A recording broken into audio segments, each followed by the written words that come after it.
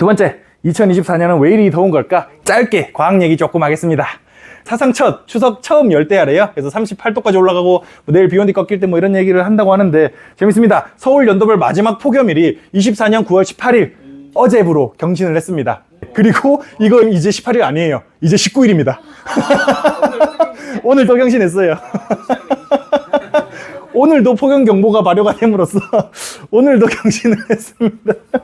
아, 어떻게 이렇게 더워지나 싶은데 제가 그 이유를 알고 있습니다. 이제 다음 주면 바로 그냥 10도씩 떨어지더라고요. 다음 주 비 오고 나서 확 떨어져요. 요 이유가 뭐냐에 대해서 말씀드리기 앞서가지고 퉁가에서 화산이 크게 하나 폭발을 했습니다. 언제냐면 2022년 1월이에요. 그러니까 러시아 우크라이나 전쟁 터지기 바로 전에 퉁가가 오스트레일리아에서 동쪽으로 쭉 가면 있는 작은 섬나라거든요. 남반구의 위도 한 30도 좀 안 되는 그쪽에 있는 작은 섬나라인데 여기서 화산이 크게 분화를 한번 했습니다. 그래서 요 정도로 엄청나게 크게. 요게 이제 히로시마에 터진 핵폭탄 35개인가 35만 개인가? 그러니까 어마어마한 파괴력이고, 그러니까 VEI라는 게 있거든요. 볼케이노 뭐 이렇게 파괴력 뭐 지수 뭐 이런 건데, 요게 VEI 5급이라고 해요. 4급부터 이제 재난급이라고 얘기를 하는데, 좀 꽤나 크게, 규모가 크게 터졌었습니다. 2022년에 해저 화산이 터졌었어요. 바닷속에 있는. 근데 이게 얼마나 컸냐면, 위성 사진으로도 보일 정도였어요. 보시면, 여기 보시면, 이렇게 터집니다. 근데 그럼에도 불구하고 지구 단위로 보면 조그만하죠. 이 인간이 얼마나 한낱 미물인지를 또 생각해 볼 수도 있긴 한데 정말 크게 터진 겁니다. 그래서 이제 없는 섬도 이제 추가로 생기고 요럴 정도로 이제 꽤나 크게 분화를 하기는 했는데요. 그래서 어쨌든 퉁가는 땅이 넓어지긴 했습니다. 네. 넓어지긴 했는데 뭐 한 100년쯤 뒤에 쓸모가 있어지겠죠. 어쨌든 간에 요런 이슈로 인해서 재밌는 이슈가 발생한 게 화산이 폭발을 하면 수증기라거나 화산 새설류라거나 요런 지구 속에 있던 수많은 것들이 지구 위로 땅 위로 분출이 되잖아요. 그 과정 속에서 대기 중에 수많은 입자들이 섞이게 됩니다. 그리고 이번에 터진 요 이슈로 인해서 성층권에 수증기가 정말 많이 유입됐어요. 성층권의 수증기 함량을 얘기하는 건데요. 수증기를 얼마나 담고 있냐를 얘기하는 건데 남이 82도에서 북이 82도 사이에서 성층권에 수증기가 얼마나 많냐를 얘기하는 건데 요 퉁가 화산 폭발 이후로 비율이 급증을 했습니다. 원래 성층권이 함유하고 있던 수증기량의 거의 10에서 20%가 늘었어요. 어마어마한 양의 수증기가 늘어나게 됐는데 요게 무슨 의미인지를 말씀드리기 위해서 지구의 대기의 구조를 또 간단하게 말씀을 좀 드려야 됩니다. 중학교 때 아마 배우셨던 기억이 있으실 텐데 해발 10km까지는 대륙권이라고 부릅니다. 대륙권이란 게 지구의 기온이 점점 낮아지면서 뜨거워진 공기와 차가워진 공기가 대류를 일으킬 수 있는 구간이라는 거예요. 그래서 그 대류를 일으키는 과정에서 뜨거워진 공기가 상승하면서 수증기를 머금고 있는 공기니까 바다를 통해서 데워진 공기가 수증기를 머금고 하늘로 올라가면 그게 비가 돼서 강수 현상이 발생을 하는 거죠. 그래서 눈이 내리거나 비가 내리는 이런 강수 현상이 발생을 할 수 있는 게 대륙권이라고 합니다. 그래서 공기가 흐른다고 해서 대륙권이라고 얘기를 하고 여기 이후부터는 온도가 다시 상승을 합니다. 온도가 상승을 하다 보니까 공기가 움직이질 않아요. 가만히 정체돼 있고 여기에 있는 공기들은 아주 천천히 움직입니다. 그 덕분에 오존층 또한 형성될 수가 있는 거죠. 오존이 성층권 안에서 가만히 머무르면서 태양으로부터 지구로 오는 자외선을 오존이 반사시켜서 막아주는 역할을 하고 있고요. 혹시나 업데이트가 안 되어 있으신 분들을 위해서 약간 여담으로 말씀드리자면 옛날에 남극에 오존층에 구멍이 뚫렸다. 프레온가스로 인해서. 그래서 우리 프레온가스 덜 써야 된다라는 얘기를 한 10년쯤 전인가 많이 했었잖아요. 지금 다 메꿔졌습니다. 우리의 프레온가스를 안 쓰기 위한 노력이 남극의 오존층을 다 메꿨어요. 남극에 있던 오존층 구멍은 완전히 메꿔졌어요. 프레온가스가 이 위로 올라가면서 오존층에서 촉매작용을 해가지고 O3를 O2로 분해시키는 이런 역할을 계속해서 하는 것 때문에 남극의 오존층에 구멍이 뚫렸다라고 얘기를 했었는데 지금은 냉매 자체를 냉장고도 그렇고 에어컨도 그렇고 프레온가스를 안 씁니다. 딴 거 쓰고 있어요. 그게 이미 20-30년 전이에요. 프레온가스를 못 쓰게 했던 게 꽤 오래됐어요. 근데 어쨌든 간에 남극의 구멍은 다 메꿔졌습니다. 제가 성층권을 왜 말씀을 드리냐면 여기는 대류가 없기 때문에 뭔가가 여기 올라가면 엄청 오래 머문다는 거예요. 그래서 프레온가스도 여기서 촉매로 작용하면서 오존층을 계속 파괴시킬 수 있었던 이유가 여기 계속 머무르기 때문인 거거든요. 그러다 보니까 여기에 수증기가 올라가게 되면 정말 오래도록 영향을 끼치게 됩니다. 관심 있으시면 여기 홈페이지 들어가시면 되는데 나사 홈페이지예요. 그러니까 그래프만 보십시다. 그래프만 보시면 압력이고 이 물이 수증기 함량이거든요. 그리고 요쪽에 이제 높이가 있습니다. 여기 고도 30km. 고도 30km면 성층권이죠. 오존이 있는 곳입니다. 요 성층권에 수증기가 엄청나게 유입됐다는 거예요. 날짜별로 수증기가 이렇게 유입이 됐다는 거예요. 화산 폭발 이후로 어마어마하게 많은 수증기가 유입됐다는 얘기를 하는 거죠. 관측 역사상 처음으로 엄청나게 많은 수증기가 유입이 됐습니다. 그래서 요 이슈로 인해서 또 이제 생각해야 될 게 뭐냐? 온실 효과라는 거에 대해서 얘기를 조금 또 해야 되는 거죠. 비닐하우스 들어가면 되게 덥잖아요.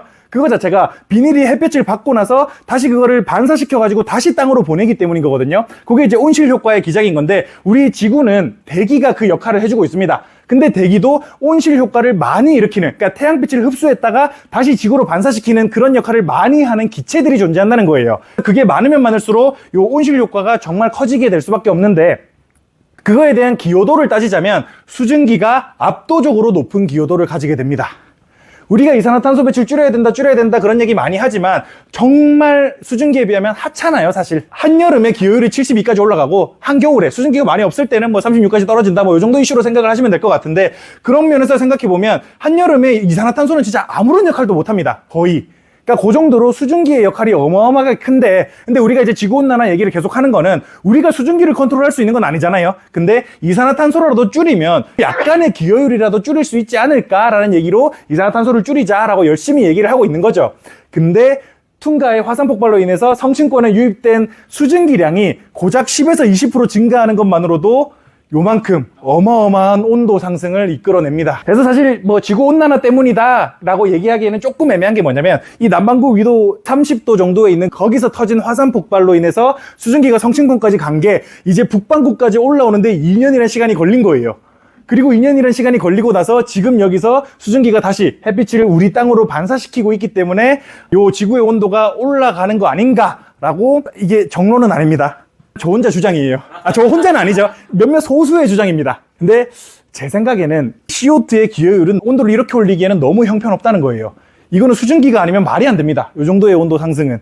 애초에. 그러다 보니까 요 퉁가의 화산 폭발이 지구의 온도를 최근에 이렇게 높였던 가장 큰 요소가 되지 않았나라고 개인적으로 생각을 하고 있고, 물론 이거를 단정적으로 이렇다라고 말하기는 조금 애매해요. 근데 퉁가의 화산 폭발이 지구를 뜨겁게 만드는데 충분한 기여를 했고, 그리고 예측이 무의미할 수는 있겠지만 그래도 이 성층권으로 올라온 수증기가 좀 더 퍼지게 되면 온실 효과가 조금 감소하게 되면서 올해보다는 내년이 조금 덜 더울 가능성이 있다라고 얘기해 볼 만은 충분히 한 것 같습니다. 그래서 우리나라, 특히나 북반구가 너무 더웠던 가장 큰 요소는 요 퉁가의 화산 폭발로 인한 성층권에 유입된 수증기가 북반구로 올라왔을 가능성이 높기 때문이다 라고 해석할 여지가 크다고 저는 생각하고 있습니다.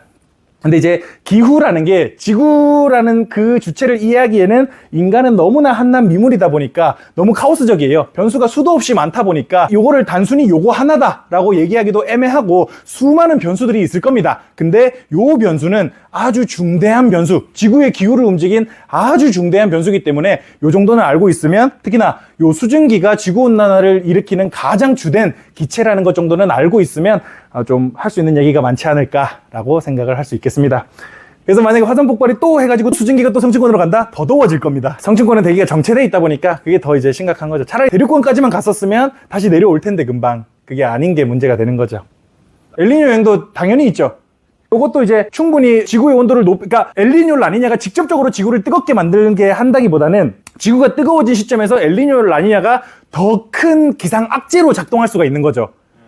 안 그래도 뜨거워졌다는 거는 에너지가 많아졌다는 뜻이거든요. 열은 곧 에너지입니다. 근데 지구 전체가 뜨거워졌다는 거는 지구 전체의 에너지가 증가했다는 거예요. 머금고 있는 에너지가. 그 말인즉슨 에너지의 전달 강도 또한 더 강해질 수밖에 없다는 거고, 그 말인즉슨 태풍, 허리케인, 산불 이런 자연재해 또한 더 많아질 가능성이 아주 높다라고 얘기를 할 수가 있는 거죠. 그래서 정리를 드리자면요, 2024년 올해는 관측 이후 가장 긴 열대야를 기록하면서 지구가 뜨거워지고 있음을 시사했습니다.